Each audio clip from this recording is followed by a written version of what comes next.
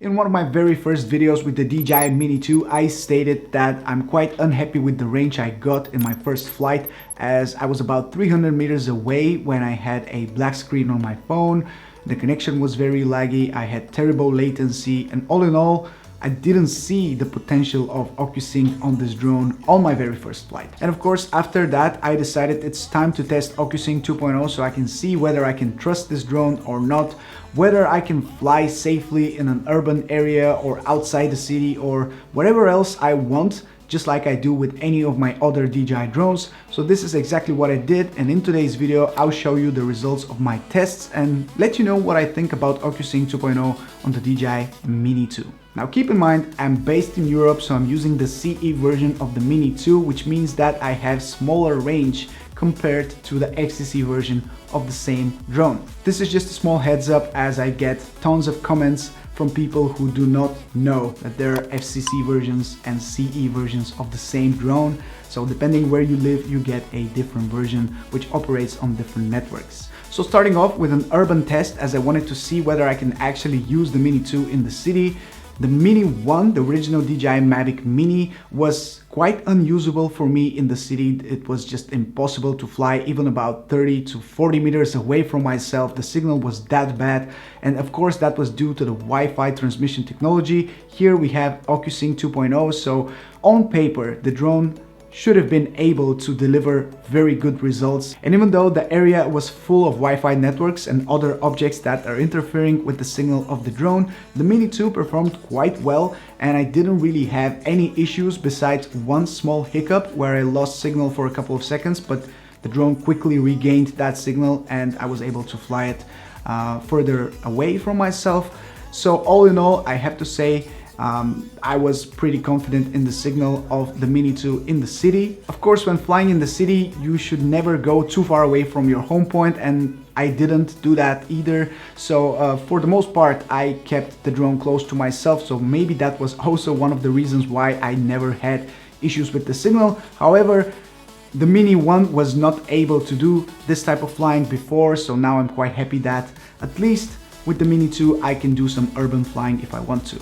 Now moving on to a range test outside the city, although I wouldn't really call this a proper range test, and you'll see why in a second, but I went to one of my favorite places where I do all of my range tests because it's wide, it's open, it's safe. There are no people, there are no cars, there are no buildings, so I would say it's quite safe for me to perform my range tests over there. I started the range test, and compared to some other tests that I've performed on the same place with other drones before, I have to say this was quite problem-free. I had some errors popping up on my screen letting me know that I have a weak signal, but as long as you keep pushing the drone and you keep going, these will go away and you will have a strong signal once again. So at the point where I reached about 3 kilometers away from my home point, I decided there is no point going further away. Normally I would have continued, I would have pushed it furthermore to about 5-6 kilometers, which is the maximum range here in Europe.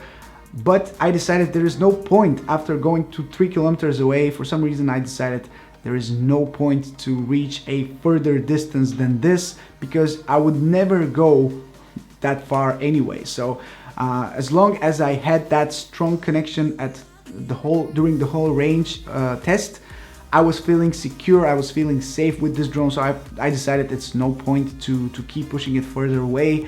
So I was quite happy with the signal strength, with the performance of the drone, and I just went back to my home point and landed safely. So for the most part, my first impression of the Mini 2, which was quite negative, has been completely changed. I am now very confident in the signal strength of the Mini 2, and even though I had some small hiccups with the signal, I believe that's completely normal when you're operating a drone.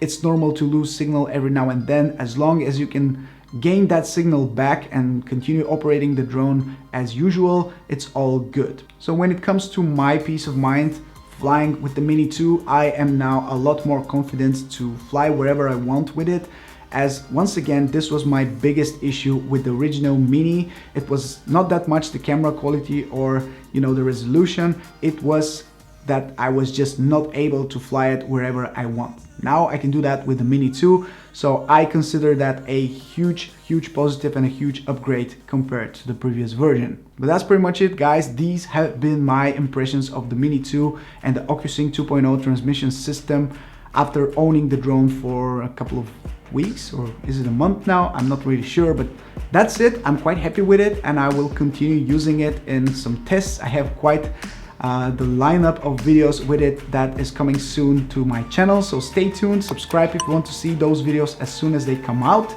and don't forget to like the video if you have enjoyed it. This is Mike from Drone Supremacy. Thank you so much for watching. I'll catch you in my next one. Bye bye.